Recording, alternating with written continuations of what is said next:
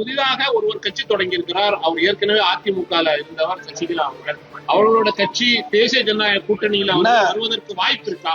நேற்றுக்கு நடந்த கூட்டத்தில் இது சம்பந்தமாக பேசியதா? அதெல்லாம் அதை பேசவில்லை.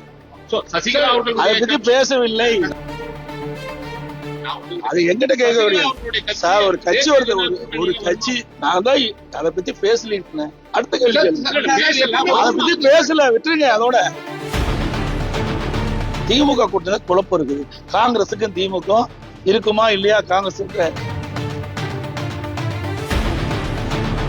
கூட்டணி எல்லாம் பேச்சுவார்த்தை எல்லாம் முடிஞ்சிருச்சா? இன்னும் புதிய கட்சிகள் ஏதாவது அதிமுக கூட்டணியில வர இருக்கிறதா? சில கட்சிகள் பேசிட்டு இருக்கிறோம், வரதுக்கு வாய்ப்பு உண்டு. புதிதாக ஒருவர் கட்சி தொடங்கி இருக்கிறார். அவர் ஏற்கனவே அதிமுக இருந்தவர் சசிகலா அவர்கள்.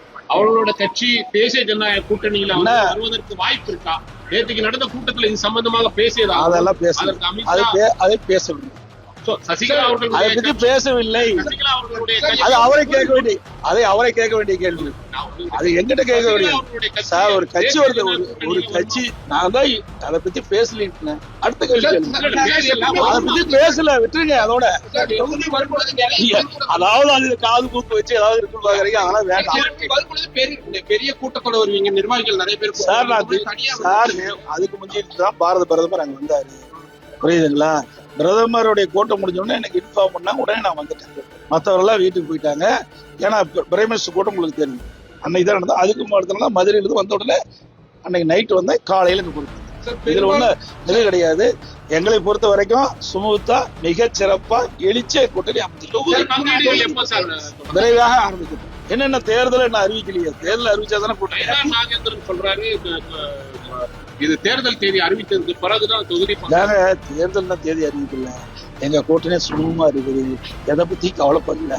திமுக கூட்டணி குழப்பம் இருக்குது. காங்கிரஸுக்கும் திமுக இருக்குமா இல்லையா? காங்கிரஸ் பத்திரிகையில் ஊடகத்தில் வருகின்ற செய்தி வச்சு கணிக்க முடியுது.